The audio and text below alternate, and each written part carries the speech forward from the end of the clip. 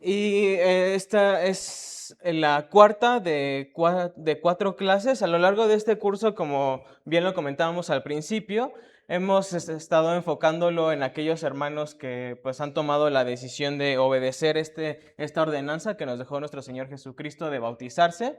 Y esto nos ha ayudado como que en general que todos como miembros de la iglesia, como congregantes, tengamos un mismo fundamento, una misma base de qué es el bautismo. Hemos hablado de muchas cosas a lo largo de estas 4 clases. Empezamos la primera clase hablando acerca del Evangelio, también retomando lo que vimos con mi hermano Isaac en eclesiología, entendiendo, si bien muchas veces hemos escuchado del Evangelio, lo que es, lo que implica, cómo es que el Evangelio entra o está relacionado con el bautismo, ¿no? El entender que justo nosotros tenemos que tener un buen entendimiento del Evangelio porque para obedecer correctamente lo que es el bautismo en agua, pues considerando que debemos de ser primeramente hijos de Dios y tener buen entendimiento del Evangelio. Luego vimos la segunda, la segunda clase, estuvo centrada en el arrepentimiento, un punto fundamental del Evangelio en donde nos adentramos a entender un poquito más qué sí es el arrepentimiento, qué no es el arrepentimiento, y recordando que el arrepentimiento no es algo que se da en un instante o en un momento de la vida, es algo que el arrepentimiento bíblico es algo constante. Una vez que uno reconoce sus pecados y se voltea a ver la santidad de Dios y reconoce la santidad de Dios y el amor que Él nos tiene para darnos salvación, el arrepentimiento es constante porque al final tenemos un cuerpo caído, que también un cuerpo que vamos a seguir pecando, pero el vivir en arrepentimiento es recordar justamente la santidad de Dios, recordar su amor y su justicia, y que gracias a ese amor y esa justicia, también nosotros tenemos salvación por medio de la fe en el sacrificio de nuestro Señor Jesucristo. Y la clase anterior, que titulamos Nueva Vida, nos centramos un poco más, ahora sí que en un poco más tradicional en cuanto a la ordenanza del bautismo, que rescatamos unos conceptos muy relacionados con el agua, que un judío del primer siglo, cuando empieza a escuchar esto del bautismo, inmediatamente vienen a su mente cosas del Antiguo Testamento que son instruidos desde niños. Y bueno, por nuestro contexto, muchas veces eso nosotros hay un desconecte, ¿no? No tenemos el mismo entendimiento del bautismo que lo tenían en ese entonces. Y justo se llamaba Nueva Vida porque es toda esta parte del agua, recordando la ordenanza que nos dejó nuestro Señor Jesucristo. La centramos en ya muy específicamente cuál es la simbología que tiene el hecho de ser bautizado, el hecho de ser sumergido en agua y también el hecho de salir de las aguas. Esto recordando que y vimos también em, esta, pues sí, esta diferencia muy importante de lo que nosotros conocemos o podemos escuchar como bautismo del Espíritu y también lo que es el bautismo en agua. Porque muchas veces, sobre todo en Hechos, que es cuando se está cimentando toda la iglesia, vamos a ver mucho que se habla del bautismo y muchas veces se habla del bautismo para salvación porque muchas veces se habla justamente del bautismo del Espíritu. Y justamente en la clase pasada veíamos cómo el bautismo del Espíritu es específicamente mencionado para la salvación porque es cuando uno pues ya pasa por esta parte del reconocimiento del pecado, el arrepentimiento, que el Espíritu Santo mora en nosotros, dice la palabra de Dios, que somos ahora hijos de Dios. Ese es el bautismo del Espíritu Santo. Sin embargo, la enseñanza o la ordenanza del bautismo en el 99% de las ocasiones se refiere al bautismo en agua. ¿Y el bautismo en agua qué es? Pues básicamente una representación, un testimonio público del bautismo del Espíritu Santo, que ese ya pasó en el pasado. Ese ya pasó en el pasado, yo ya fui salvo y este bautismo en agua ahora se convierte en un testimonio público en donde yo le digo a las demás personas, le digo a mis hermanos en Cristo, ahora ya mis hermanos en Cristo, doy testimonio y fe de que de mi arrepentimiento, de mi vida en arrepentimiento, y ahí fue donde nos quedamos la clase pasada. Justo esta última clase la titulé Vida Cristiana, porque lo que quiero que nos enfoquemos el día de hoy, bueno, es me bautizo y ahora qué sigue. Si bien la ordenanza del bautizarse es muy importante porque es una de dos enseñanzas que nos dejó nuestro Señor Jesucristo, el que siendo la segunda la cena de comunión, bueno, pues después de ser bautizado, después del bautismo en agua, ¿qué es lo que sigue? Hasta aquí di un repaso súper, súper rápido. ¿Alguna duda de lo que hemos visto? ¿Un comentario que quieran agregar? ¿Algo que no les haya gustado? El Bueno. bautismo es para dar testimonio Ujú. que hemos creído en el Señor Jesucristo y no nada más eso, sino que también es una ordenanza. Sí, sí, completamente. Es algo que si yo soy cristiano o digo que soy cristiano y no me quiero bautizar, pues hay algo que está ahí medio extraño, ¿no? Porque pues si yo digo que soy cristiano, pues voy a querer obedecer a mi Salvador, obedecer lo que Jesús mismo mandó. Y si no lo quiero obedecer, pues como que no se habla tanto, ¿no? Que yo diga que soy cristiano y no querer obedecer lo que Jesús nos mandó. Sí, abuelo. Algo bien importante es que cuando nos bautizamos es un testimonio de fe y de obediencia, porque por lo menos conozco una denominación que bautizan a los niños. Mm. Y cuando yo pregunté dijeron que los bautizan para dar testimonio de que ya son miembros de la iglesia, pero en realidad no pueden dar testimonio mientras no reciben al Señor Jesús. Esa es una de las cosas importantes con el bautismo, que es porque lo hemos recibido al Señor Jesús, entendemos y entonces viene la obediencia del bautismo. Sí, sí, completamente. Ese es un tema en el que creo que, bueno, no está dentro del marco de este curso de bautismo específicamente, y por muy a propósito no nos hemos metido en ese tema. Digo, mi hermano lo empezó a mencionar un poco acerca, cuando estuvimos viendo el tema de eclesiología. Es algo que requiere un poquito más de detalle, de definición cuando hablamos justo del bautismo de niños, porque, y solamente para ser muy claro, el bautismo de niños es algo que nosotros como Iglesia Cristiana Manantial de la Gracia no practicamos. Creemos que tenemos la certidumbre de que esa no es una práctica bíblica. Sin embargo, muchas de las denominaciones que aplican eso eh, prestan mucho de la manera en la que la Biblia va desarrollando los pactos que tiene Dios con su pueblo. Entonces, justo probablemente lo han escuchado, que en el Nuevo Testamento ya estamos hablando de un nuevo pacto, cuando antes en el Antiguo Testamento teníamos un antiguo pacto. Entonces, justo así como la circuncisión también era una señal muy específica para el pueblo de Dios, antes de que fuera incluso pueblo de Israel, em, ellos trazan un símil en esas señales del pacto.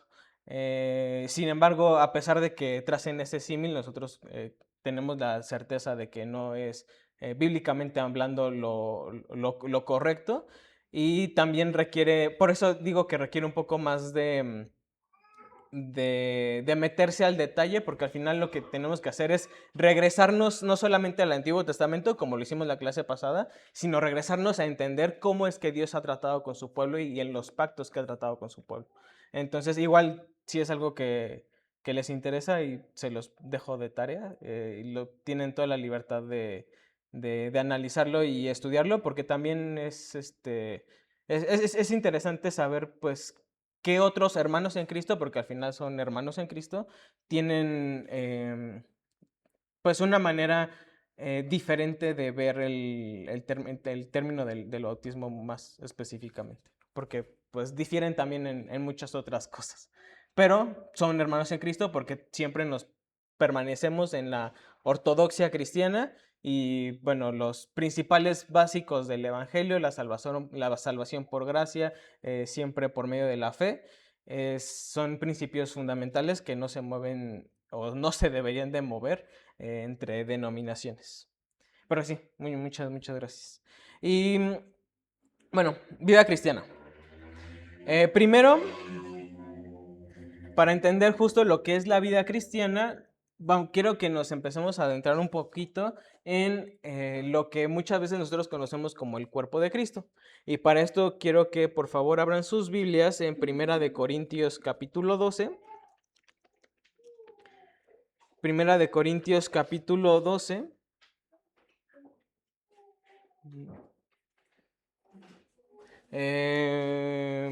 Primera de Corintios capítulo 12, versículos 12 al 26. Quien lo tenga, por favor, que me ayude dándole lectura.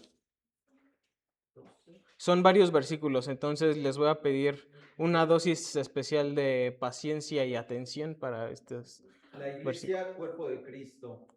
Porque así como el cuerpo es uno y tiene muchos miembros, pero todos los miembros del cuerpo, aunque son muchos, constituyen un solo cuerpo, así también es Cristo.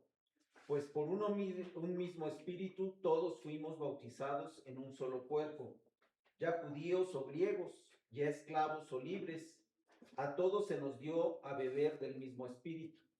Porque el cuerpo no es un solo miembro, sino muchos. Si el pie dijera, ¿por qué no soy mano? No soy parte del cuerpo. No por eso deja de ser parte del cuerpo. Y si el oído dijera, porque yo no soy ojo, no soy parte del cuerpo.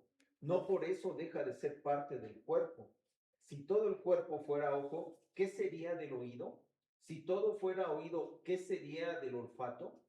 Ahora bien, Dios ha colocado a cada uno de los miembros en el cuerpo según le agradó. Y si todos fueran un solo miembro, ¿qué sería del cuerpo? Sin embargo, hay muchos miembros, pero un solo cuerpo. Y el ojo no puede decirle a la mano, no te necesito, ni tampoco la cabeza a los pies, no los necesito. Por el contrario, la verdad es que los miembros del cuerpo que parecen ser los más débiles son los más necesarios. Y las partes del cuerpo que estimamos menos honrosas, a estas las vestimos con más honra. Así que las partes que consideramos más íntimas reciben un trato más honroso, ya que nuestras partes presentables no lo necesitan. Pero así formó Dios el cuerpo, dando mayor honra a la parte que carecía de ella, a fin de que en el cuerpo no haya división, sino que los miembros tengan el mismo cuidado unos por otros. Si un miembro sufre, todos los miembros sufren con él, y si un miembro es honrado, todos los miembros se regocijan con él. Muchas gracias. Como referencia estamos leyendo la Nueva Biblia de las Américas y para aquellos que tengan su Biblia, Nueva Biblia de las Américas, ¿cuál es la pericopa que tiene este pasaje? ¿Cuál es la pericopa? ¿Cuál es el título con el que empieza desde el versículo 12? La iglesia, cuerpo de Cristo. Muchas veces hemos escuchado este término de la iglesia, del cuerpo de Cristo, y justamente, Pablo lo desarrolla también en otras de sus cartas, pero me quise centrar justo en este pasaje que creo que nos da un poquito más de contexto, no solamente qué significa, sino en qué contexto lo está aplicando. Si bien, bueno, si recordamos un poquito acerca de la clase pasada, solamente como para contrastarlo un poquito o para darle continuidad o seguimiento, la clase pasada en donde estuvimos viendo la parte de toda la simbología que tiene lo que es el bautismo en agua, nos estuvimos centrando mucho en los primeros versículos de Romanos 6, donde Pablo mismo está hablando pues justo de la obra del Evangelio en el corazón del creyente. toda esta parte del ser muerto al pecado, del ser redimido, y mismo Pablo ahí en Romanos 6 lo empieza ilustrando con el tema del bautizo. Y ahora en este pasaje, igual una carta de Pablo, empezamos a ver cómo es que Pablo mismo se refiere a la iglesia como el cuerpo de Cristo. Y solamente le voy a dar lectura otra vez a los versículos 12 y 13, porque primero lo que hace Pablo para distinguir o para identificar a lo que es el cuerpo de Cristo, nos dice que ahora y como cuerpo de Cristo nosotros somos adoptados a una nueva familia. Dice versículo 12, porque así como el cuerpo es uno y tiene muchos miembros, pero todos los miembros del cuerpo, aunque son muchos, constituyen un solo cuerpo, así también es Cristo. Pues por un mismo espíritu todos fuimos bautizados en un solo cuerpo, ya judíos o griegos, ya esclavos o libres, a todos se nos dio a beber del mismo espíritu. Recordemos que cuando nosotros, y esto lo vimos parte de las clases del Evangelio y del arrepentimiento, el Evangelio es una muestra de gracia tan increíble, no solamente porque Dios nos perdona. Recordemos que Dios perdona nuestros pecados. Además, Dios perdona nuestros pecados sin necesidad de que nosotros hagamos algo. Es decir, Dios perdona nuestros pecados por pura gracia, por la obra que hizo alguien más, sabemos que es Cristo, pero no solamente se queda ahí. Dios perdona nuestros pecados gracias a la obra de Cristo y además nos adopta y nos hace sus hijos. No pasamos de ser enemigos de Dios a ya no soy enemigo de Dios. Pasamos de ser enemigo de Dios y nos vamos hasta el otro extremo. Ahora soy hijo de Dios, ahora soy parte de la familia de Dios. Y es justamente algo que nos quiere empezar a ilustrar Pablo para que entendamos que, bueno, si yo ahora pasé de ser enemigo de Dios a ser hijo de Dios y conozco a otra persona que también pasó de ser enemigo de Dios a hijo de Dios, bueno, pues ¿cómo nos decimos? Pues decimos que somos hermanos, ¿no? Ese es el punto que Pablo quiere empezar a ilustrar con todo este tema del ser cuerpo de Cristo. El hecho de que, de hecho aquí retomando un poco lo que comencé diciendo al principio sobre el bautismo del Espíritu, Pablo mismo aquí habla del bautismo, pero habla del bautismo del Espíritu. Es decir, cuando una persona pasa de ser enemigo de Dios a ser hijo de Dios, cuando ya es salvo, cuando ya está arrepentido. ¿Y qué es lo que pasa? Que el Espíritu Santo mora en el creyente. Por eso ahí en el versículo 13 dice, pues por un mismo Espíritu todos fuimos bautizados en un solo cuerpo, ya judíos o griegos, ya esclavos o libres. A todos se nos dio a beber del mismo Espíritu. Y lo que nosotros en el bautizo en agua, nosotros representamos con la muerte, el surgir de las aguas para una nueva vida, con el caso del bautismo del Espíritu, es lo que pasa en realidad en el corazón del creyente. Y es lo que vimos en Romanos 6, el hecho de que nosotros estando muertos, el Espíritu Santo nos trae una nueva vida y ahora pasamos de ser que estábamos muertos en pecado, ahora somos redimidos y ahora, bueno, Pablo incluso entendiéndolo más allá sobre la soberanía de Dios, Pablo lo enfatiza mucho en que paso ahora a ser siervo de Dios. Esa parte también de la unión de ser hijo de Dios, lo complementa Pablo y lo contrasta mucho con cómo estaba antes muerto en pecado, que era esclavo de mis deseos, de mis concupiscencias, y lo contrasta con ahora ya como hijo de Dios paso a ser también siervo de Dios, porque ahora mi vida entera está para servirle al soberano Dios. Y estos son versículos 12 y 13. Seguimos sobre 1 Corintios capítulo 12. ¿Sobre qué contexto habla Pablo acerca del cuerpo de Cristo? Voy a darle lectura a versículos 14 al 20.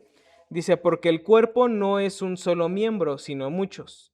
Si el pie dijera, porque no soy mano, no soy parte del cuerpo, no por eso deja de ser parte del cuerpo. Y si el oído dijera, porque no soy ojo, no soy parte del cuerpo, no por eso deja de ser parte del cuerpo. Si todo el cuerpo fuera ojo, ¿qué sería del oído? Si todo fuera oído, ¿qué sería del olfato? Ahora bien, Dios ha colocado a cada uno de los miembros en el cuerpo según le agradó. Y si todos fueran un solo miembro, ¿qué sería del cuerpo? Sin embargo, hay muchos miembros, pero un solo cuerpo. ¿En qué contexto, si bien está hablando acerca de la iglesia, en qué contexto está hablando Pablo de la iglesia o del cuerpo de Cristo? En el contexto de los dones. Y toda esta ilustración del cuerpo de Cristo, recordemos más que nada fundamentalmente y algo que siempre tenemos que tener en mente, es dentro de todos estos miembros del cuerpo, bueno, ¿quién es la cabeza para empezar? La cabeza es Cristo, la cabeza es Cristo, siempre Cristo, y de hecho es una ilustración tan fuerte que hace Pablo sobre el cuerpo de Cristo, que no solamente la deja ahí, sino que además vemos que Pablo la retoma mucho para hablar acerca del matrimonio. Entonces es algo, es una ilustración que vale mucho la pena meterse a entender un poco más, porque Pablo aprecia tanto esa ilustración que la utiliza también para hablar mismo del matrimonio, ¿no? Recordando que justo hablando del sometimiento de la mujer con el hombre, Pablo es muy específico de cómo el varón debe estar sometido a la cabeza, que es Cristo. Ahí traza él mismo esa comparación. Y dentro de este contexto, de los dones, Pablo mismo es quien nos empieza a decir, dentro del cuerpo de Cristo, ya nos empieza a dar algo de luz, de que a pesar de que todos somos un cuerpo, que todos somos hermanos en Cristo, obviamente los que ya somos salvos, tenemos nuestras diferencias. Y tenemos nuestras diferencias justo en el ejercicio de los dones. Y no solamente son diferencias que son, por así decirlo, triviales, sino que son diferencias en dones que Dios mismo destina. ¿Para qué? Para que nosotros podamos seguir edificándonos los unos a los otros. Por eso también es muy importante, y lo incluí mucho en este punto, la parte del contentamiento. Hemos hablado mucho acerca de los dones en diferentes contextos, incluso también en predicaciones. Pero algo que este pasaje ilustra mucho es, por dar da varios ejemplos Pablo, pero por dar un ejemplo en el versículo 15 dice, si el pie dijera, porque no soy mano, no soy parte del cuerpo, no por eso deja de ser parte del cuerpo. Y solamente lo que quiero que rescatemos de esta ilustración que busca hacer Pablo es recordar lo valioso que son todos los dones que Dios mismo provee. Porque no solamente no solamente es bueno el don de predicar, el don de enseñar, el don de evangelizar, el don de oración, el que a ustedes se les ocurra, sino que aquí Pablo va un paso adicional dándonos diferentes ejemplos de cómo, sea cual sea el don que da Dios a ti como creyente, es un don que es necesario para que la iglesia sea edificada. Sí, pastor. Miren, hermanos, aquí creo que es uno de los puntos que cuando nos bautizamos debemos entender muy bien. Tú cuando vas a un trabajo y entregas tu currículum, te piden ciertos requisitos. Es más, en algunos dicen, oye, si estás titulado, puedes competir en el puesto.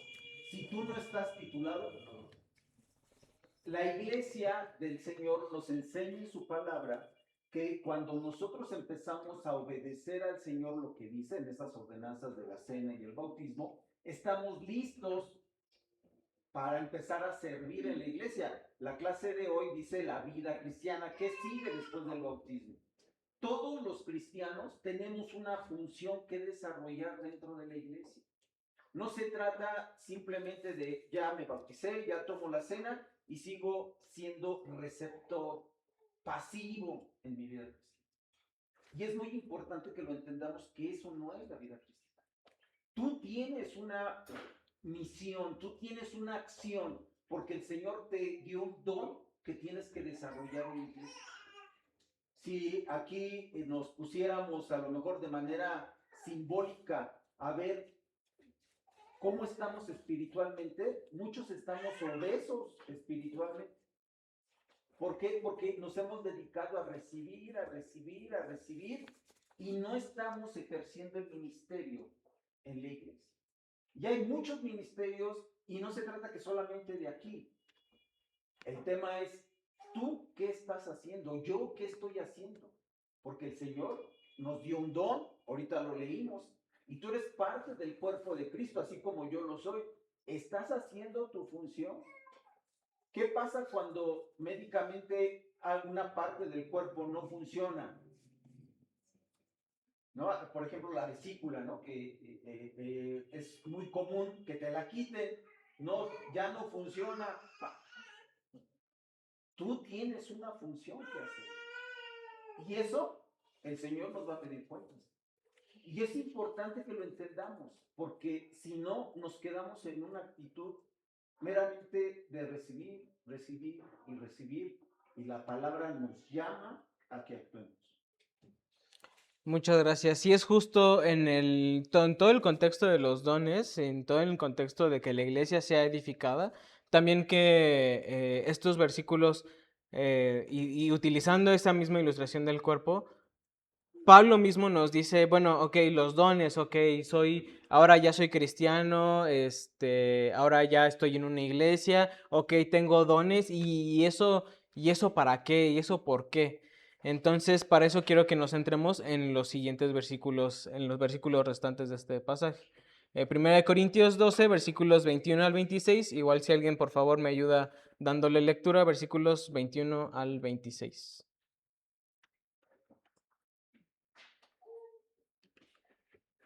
Alguien que ya lo tenga, que...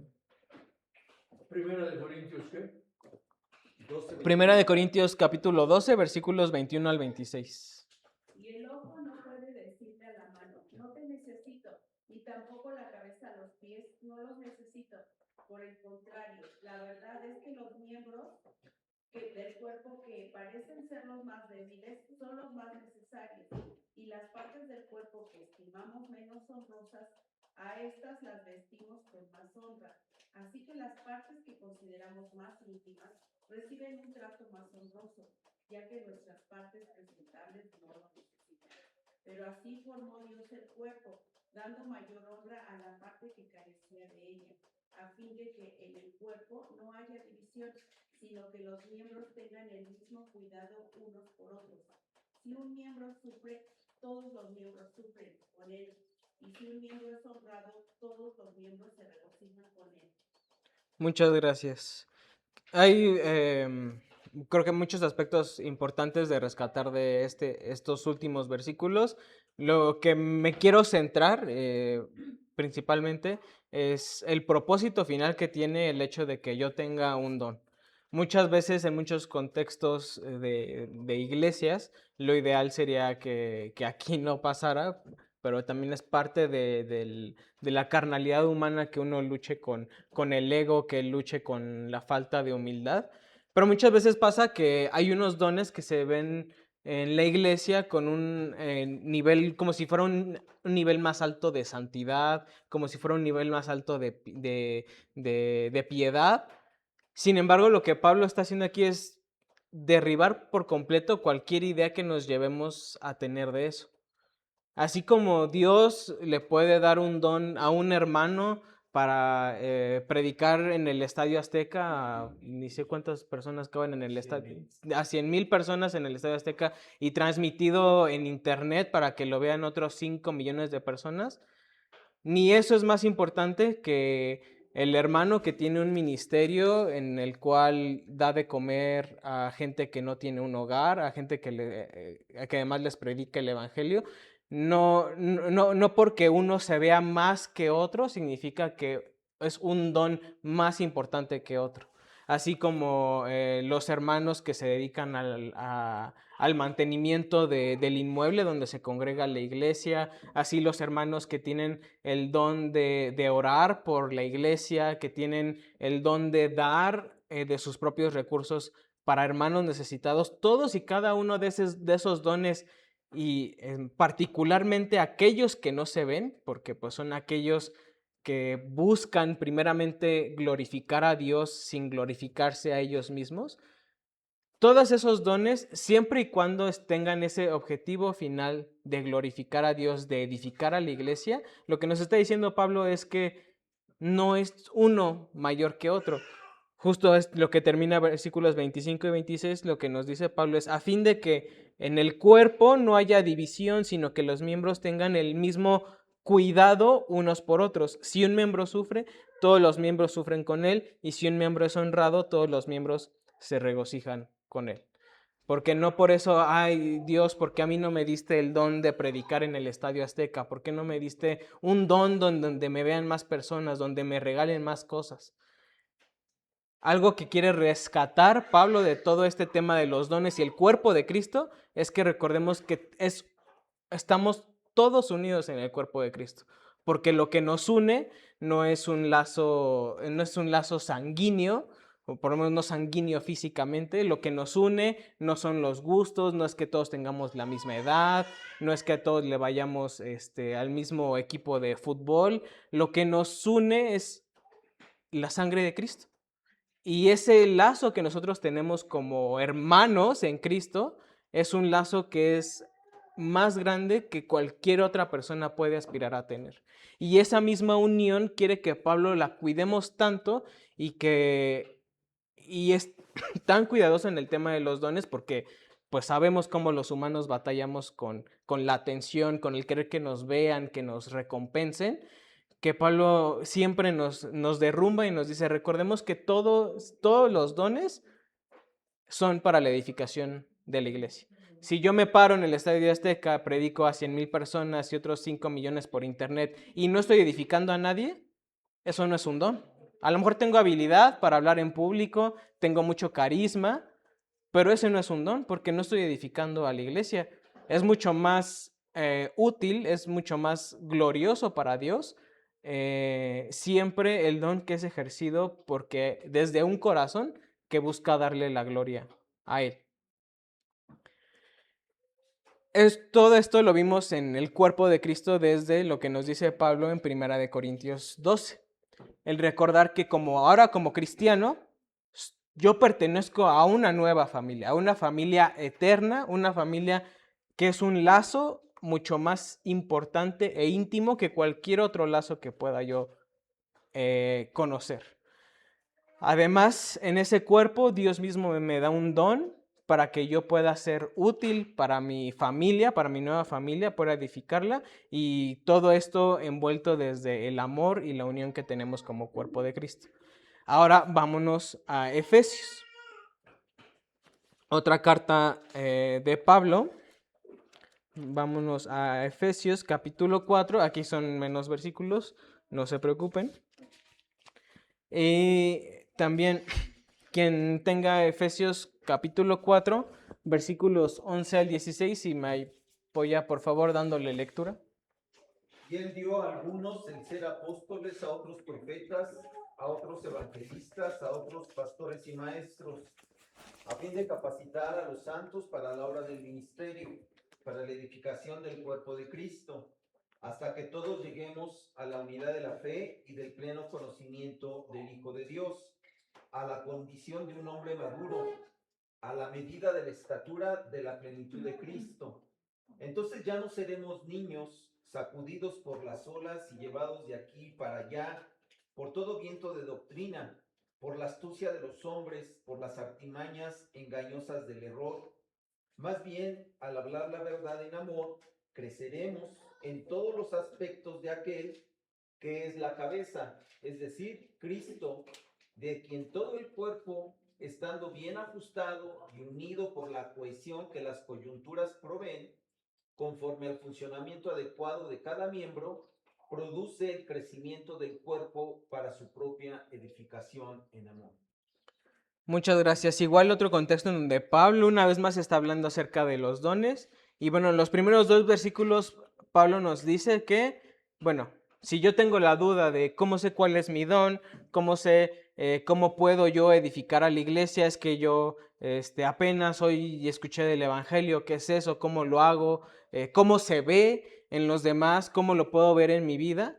Bueno, Pablo nos recuerda que el hecho de que tú como hijo de Dios tengas un don no es algo que depende de lo que tú hagas, depende de lo que Dios ponga en tu corazón y que Dios mismo te capacita para llevar a cabo ese don. Dice versículo 11, y él dio a algunos el ser apóstoles, a otros profetas, a otros evangelistas, a otros pastores y maestros, a fin de capacitar a los santos para la obra del ministerio. ¿Para qué? Para la edificación del cuerpo de Cristo. Dios es quien nos capacita para llevar a cabo esos dones, porque Él pone en nosotros ese discernimiento para ser de edificación de la iglesia. Lo comentábamos mucho cuando vimos la declaración de fe de la iglesia, algo tan increíble que obra el Espíritu Santo en nosotros como hijos de Dios, que Dios pone en nosotros el ver las necesidades de los demás, sin necesidad de que yo vaya y empiece a esparcir chisme con los demás. Es que hoy yo me di cuenta que este hermano, yo hablé con él y me dijo que no, se había venido sin desayunar porque no tenía dinero. Bueno, entonces eso Dios mismo me está poniendo en mi corazón, esa carga de yo poder ser de edificación para mi hermano. Obviamente la edificación es primeramente espiritual, pero pues también somos personas con necesidades y muchas veces el recibir ayuda de un hermano en Cristo no es tanto porque me dé 100, 200 pesos o la cantidad X de dinero que sea, es porque el saber que tengo una familia en Cristo que se preocupa por mis necesidades y que me apoya en mis problemas. Y al final eso es una extensión de la gracia de Dios. Y justo eso es lo que una vez más aquí Pablo, si lo hizo en Corintios, en la carta a los Corintios, también lo hace aquí en la carta a los Efesios, versículo 13. Hasta que todos lleguemos a la unidad de la fe y del pleno conocimiento del Hijo de Dios, a la condición de un hombre maduro, a la medida de la estatura de la plenitud de Cristo. Oye, Dani, ¿hasta cuándo voy a tener que hacerle servicio a mis hermanos? ¿Hasta cuándo voy a tener que ayudarlos? ¿Hasta cuándo voy a tener que ver por ellos? ¿Hasta cuándo voy a tener que orar por ellos? Bueno, eso muy bien nos lo especifica Pablo. Dice, hasta que todos lleguemos a la unidad de la fe y del pleno conocimiento del Hijo de Dios, a la condición de un hombre maduro, a la medida de la estatura de la plenitud de Cristo. Si es algo que crees que ya has alcanzado, si es algo que crees que la iglesia ya ha alcanzado, entonces Pablo te dice como, bueno, cumpliste ya tu objetivo. ¿Cumpliremos con ese objetivo en esta vida? Pues no. ¿Cuándo cumpliremos ese objetivo? Cuando Dios nos dé un nuevo cuerpo, cuando estemos con Él por la eternidad. Entonces, como siempre Pablo nos dice, es como, pues échale. Todavía no acabamos. Síguele echando. Versículos 14 al 16. Y ahorita quiero que lo unamos justo con lo que vimos la clase pasada. Entonces ya no seremos niños, sacudidos por las olas y llevados de aquí para allá por todo viento de doctrina, por la astucia de los hombres, por las artimañas engañosas del error.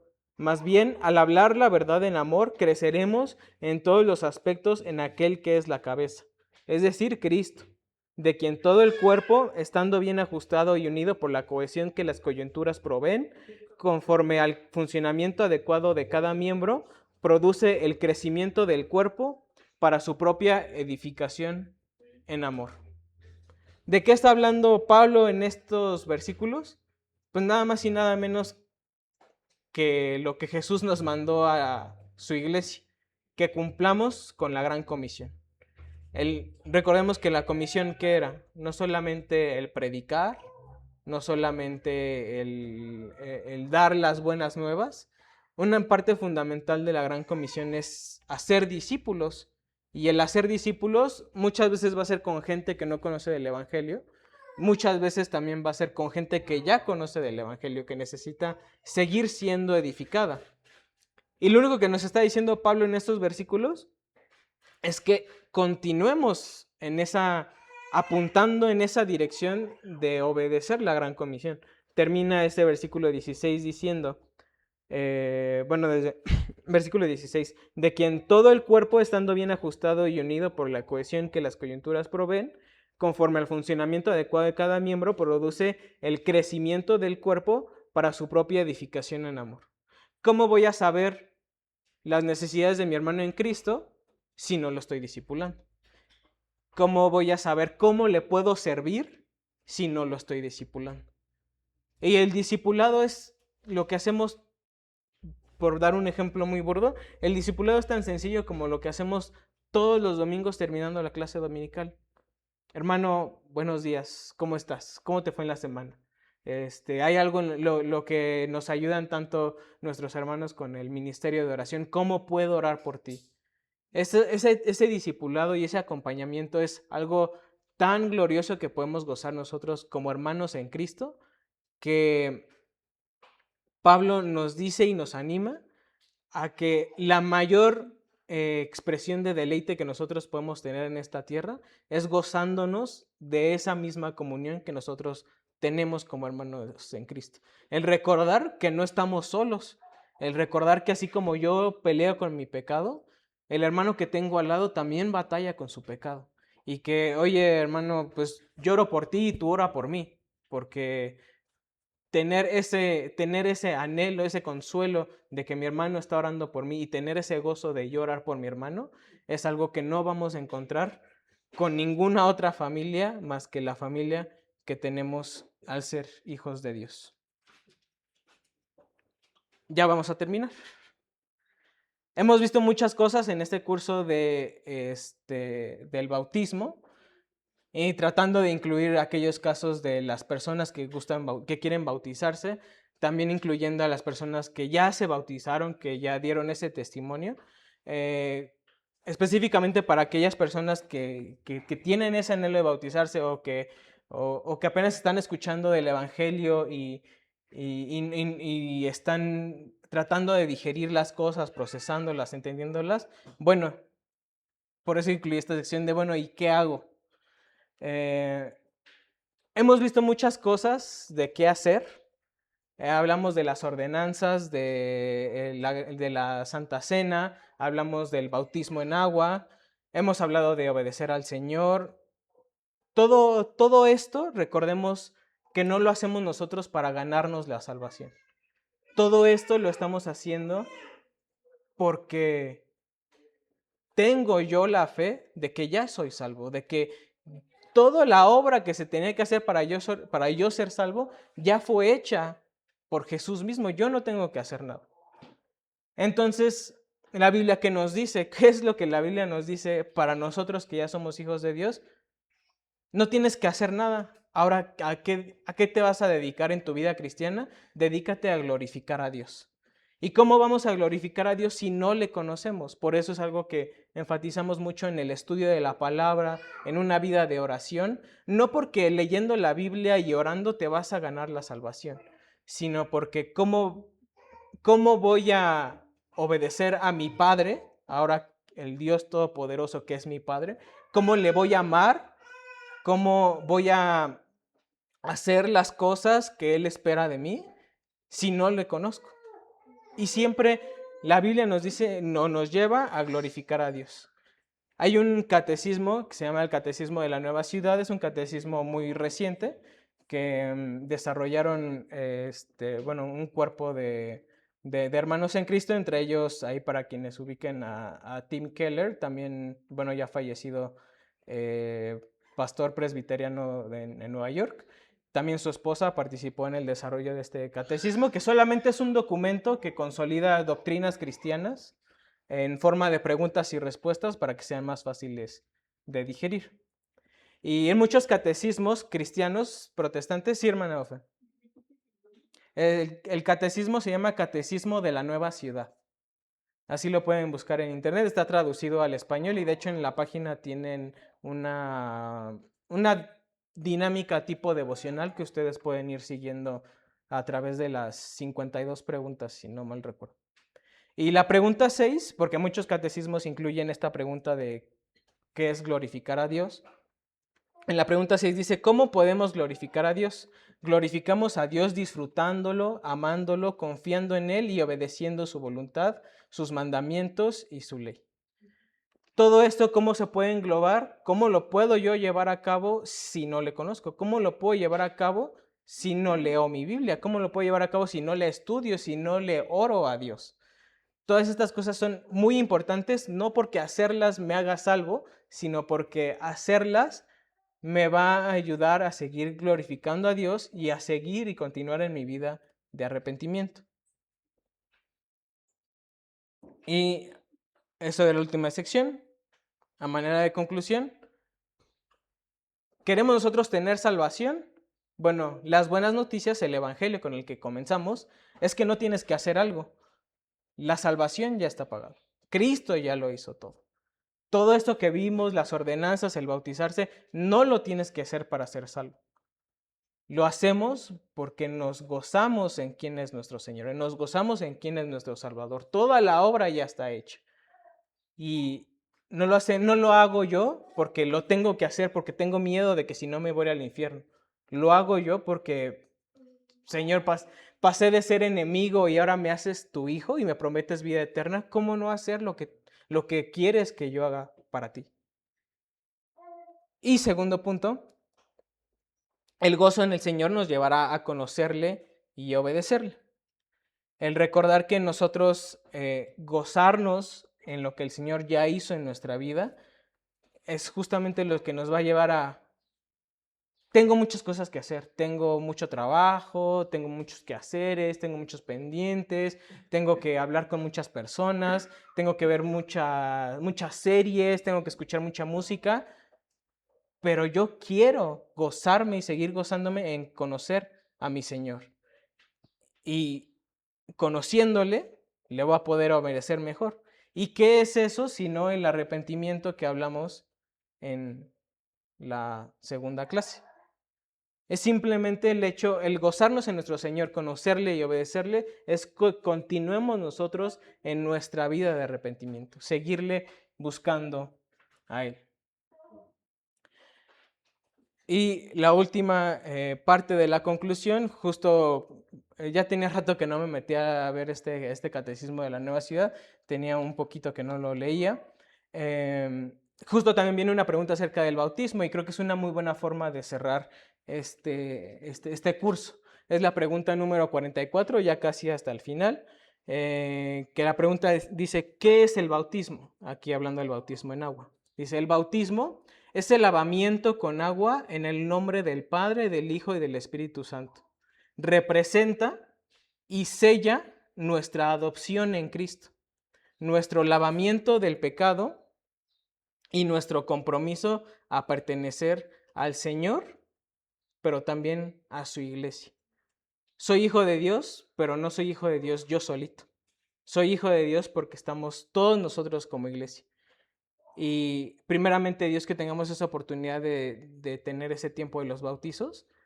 Por eso es que la iglesia tiene que estar presente, porque es un testimonio público, pero también es un testimonio para que la iglesia se goce en que tenemos un hermano en Cristo que quiere seguir glorificando a su Señor. ¿Cómo? Obedeciéndole en las ordenanzas que nos ha dejado. Terminaremos con unas palabras de bendición, si quieren buscarlo. Voy a darle lectura a la carta a los Colosenses.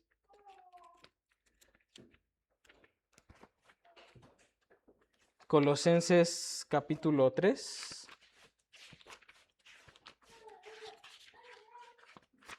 Colosenses capítulo 3.